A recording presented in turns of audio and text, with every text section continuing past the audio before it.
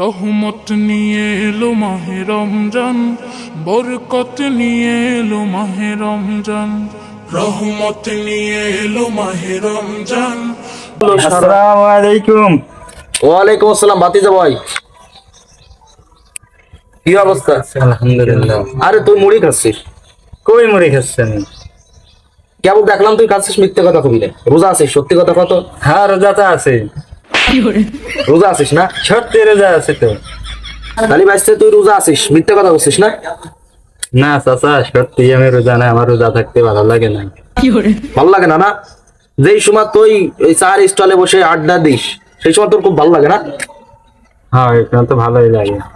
ভালো লাগে, মাথায় টুপি, আবার মুড়ি খাচ্ছিস না, আবার রোজা নাই।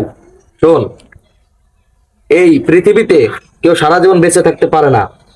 শোন, এই পৃথিবীতেই মানুষ সারা জীবন বেঁচে থাকতে পারে না। আমরা যে এই রমজানটা পেয়েছি, আমরা যে সামনের রমজান পাবো কিনা এটার কোনো গ্যারান্টি নাই। এখন যে তুই রোজা থাকিস না, তুই যে সামনের রমজানটা পাবি এর কোনো গ্যারান্টি আছে? না। কোনো গ্যারান্টি নাই। আল্লাহ পাক রব্বুল আলামিন বলেছেন যে কুল্লু নাফসিন যায়িকাতুল মাউত, যার জন্ম আছে তার মৃত্যু আছে। এজন্য ভাতিজা শোন, তোর তো এখন রোজা থাকতে ভালো লাগবে না, কারণ সাপে যে মানুষটাকে সাপে কামড়ায় তার কিন্তু চিনি খেলে কিন্তু তিতা তিতা লাগে, তার কোনো স্বাদ লাগে না। যদি ঝাল মরিচ খাই তারও কিন্তু ঝাল লাগে না। কারণ কি, যে বিষটা শরীরের ভিতর প্রবেশ করেছে, ভালো জিনিসও খারাপ লাগে। এই জন্যই তোর অন্তরে হচ্ছে শয়তানটা তোর অন্তরটাকে গ্রাস করে ফেলছে, বুঝতে পারছিস? এই জন্যই শোন, তুই এরকম আর রোজাকে অবহেলা করিস না। আমরা যে রোজাকে অবহেলা করতেছি এটা কিন্তু আমাদের ঠিক হচ্ছে না, বুঝতে? এটা কি ঠিক হচ্ছে? ভাতিজা শোন, আমাদের কর্তব্যটা হচ্ছে যারা নামাজ কালাম পড়ে না এদেরকে হচ্ছে দিনের দাওয়াত দিয়া, আমাদের দিনের দাওয়াত দিয়া মানুষজনকে যারা পথভ্রষ্ট আছে, এবং আমাদেরও কি করা, নিজেদের নামাজ কালাম পড়া।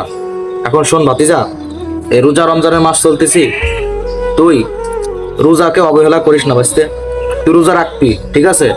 কারণ আল্লাহ পাক রব্বুল আলামিন বলেছেন শাহরু রমাদান আল্লাযী উনজিলা ফীহিল কুরআন হুদাল লিন-নাসি ওয়া বায়িনাতিন মিনাল হুদা ওয়াল ফুরকান, যে আমি এই রমজান মাসে কোরআনকে নাজিল করেছি। তাহলে যেই মাসে আল্লাহ পাক রব্বুল আলামিন কোরআনকে নাজিল করেছে সেটা কত দামি মাস। আর এই মাসে আল্লাহ পাক রব্বুল আলামিন আমাদের সবার উপরকে রোজা ফরজ করেছে, আমাদের সবার উপর।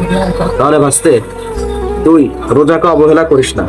দেখ, তুই রোজা রাখবি, ঠিক আছে? রোজা রাখবি তো ইনশাআল্লাহ। রোজাকে আর অবহেলা করবি না। রোজাকে আর অবহেলা করিস না বুঝতে। তুই রোজাটা রাখিস, ঠিক আছে? তাহলে তুই আগামীকাল থেকে রোজা রাখবি। আর রোজাকে অবহেলা করে সময় নষ্ট করলে আমাদের চলবে না, ঠিক আছে? তাহলে বুঝতে ঠিক হচ্ছে না বুঝতে। এই জন্য তোকে আমি বারে বারে বলি, তুই ভাতিজা মানুষ, বাইরের লোক না, এই জন্য তোরে বুঝাচ্ছি যে তুই রোজাটা রাখিস বুঝতে। তুই রোজাটা রাখবি তো বুঝতে। আচ্ছা ঠিক আছে, তাহলে আল্লাহ পাক রব্বুল আলামিন আমাদের সবাইকে 30টা রোজা রাখার তৌফিক দান করুন। আমিন।